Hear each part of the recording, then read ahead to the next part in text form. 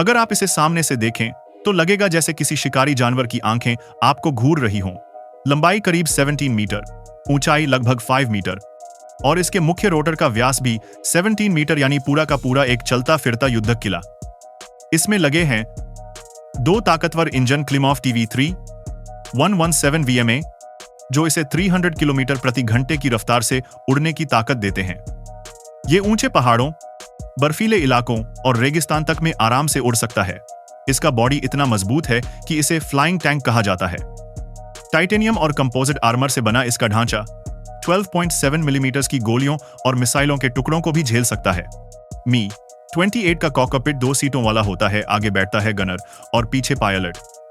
दोनों के पास अलग अलग कंट्रोल सिस्टम है ताकि अगर एक घायल भी हो जाए तो दूसरा हेलीकॉप्टर को संभाल सके। रात के अंधेरे में यह हेलीकॉप्टर अपनी नाइट विजन, थर्मल इमेजिंग और हेलमेट माउंटेड डिस्प्ले की मदद से दुश्मन को ऐसे देख सकता है जैसे दिन का उजाला हो।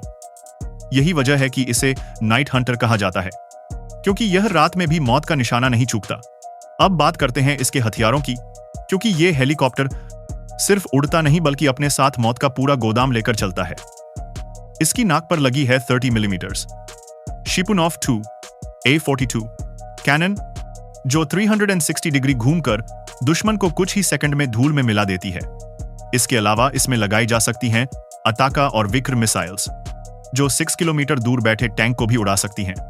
अगर जमीन पर बड़े क्षेत्र में हमला करना हो तो इसके पास हैं रॉकेट पॉड्स, जिनमें 80 मिलीमीटर और 122 मिलीमीटर के रॉकेट लगाए जाते हैं। और अगर आसमान में कोई दुश्मन हेलीकॉप्टर दिख जाए तो उसके लिए भी ये तैयार है Igla V air to air missiles के साथ। मी-28 को युद्ध के लिए ही बनाया गया है। अगर इस पर मिसाइल भी गिर जाए तो अंदर बैठे पायलट को कुछ नहीं होता। इसका कॉकपिट ब्लास्ट रेजिस्टेंट है और इसमें लगे crash absorbing seats emergency landing के समय झटका कम कर देते हैं। अगर इसके रोटर को नुकसान हो जाए तो भी ये ऑटो रोटेशन मोड में सुरक्षित उतर सकता है, यानी चाहे कुछ भी हो जाए ये हेलीकॉप्टर आखिरी सांस तक लड़ता रहेगा।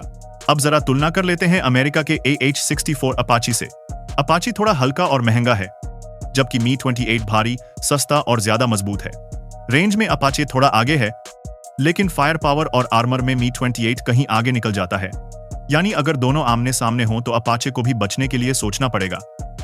मी-28 ने सिर्फ ट्रेनिंग में नहीं बल्कि असली युद्धों में भी अपनी ताकत दिखाई। सीरिया युद्ध में इस हेलीकॉप्टर ने रात में पहाड़ी इलाकों में छिपे आईसिस के ठिकानों पर हमला किया। रात के अंधेरे में जब सब सो रहे थे तब आसमान में सिर्फ एक आवाज गूंजती थी, नाइट हंटर आ गया। यूक्रेन युद्ध में भी इसने रूसी सेना के लिए फ्रंट लाइन पर चमत्कार किए। सैकड़ों टैंकों, बख्तरबंद वाहनों और ठिकानों को तबाह कर दिया गया। रूस ने अब इसका नया वर्जन भी बना लिया है, मी-28 नैनोमीटर्स, जिसे सुपर हैवोक कहा जाता है। इसमें है 360 डिग्रीज रेडार डोम, नया डिजिटल कॉकपिट और इलेक्ट्रॉनिक वॉरफेयर सिस्टम।